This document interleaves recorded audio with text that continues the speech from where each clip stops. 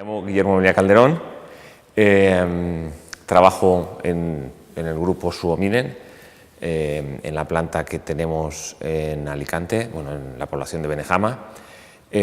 Soy el controller de la planta, pero además también me ocupo de la dirección financiera de la planta y la parte administrativa también en España y recursos humanos. Porque es una pequeña planta de 67 personas, realmente 55 trabajan para la planta, hay otras 12 o 13 que tienen labores más a nivel de grupo, a nivel global.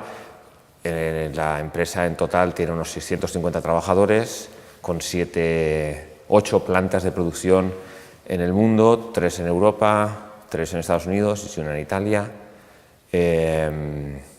Y nos dedicamos a fabricar textiles técnicos, textiles para el sector higiénico-sanitario principalmente. Pues conocer gente, conocer nuevos métodos, conocer nuevas formas, volver a la universidad, relacionarte con gente que no está en tu mismo sector y eso, sobre todo intercambiar ideas, opiniones y también pues el recibir clases presenciales de gente muy experta en los diferentes temas que se tratan en este tipo de formación, que es muy amplia y abarca todo el ámbito de actuación de una empresa.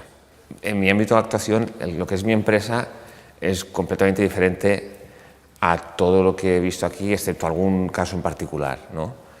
Pero bueno, eso también es cierto que, como hemos visto durante la formación, el 90% del tejido empresarial español y mundial son pequeñas y medianas empresas.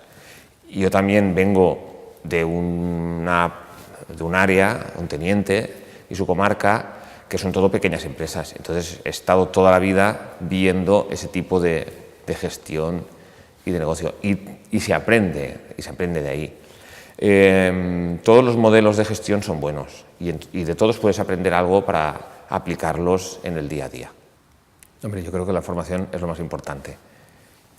El refrescarse, el estar continuamente aprendiendo, el entrar en contacto en otros entornos diferentes al tuyo, te hace crecer. Y ese crecimiento te va a hacer que seas mejor como persona y como profesional. Por tanto, para mí, creo que la formación es lo más importante y lo que siempre le diría a cualquier directivo de una empresa que tiene que fomentar por encima de cualquier otra cosa.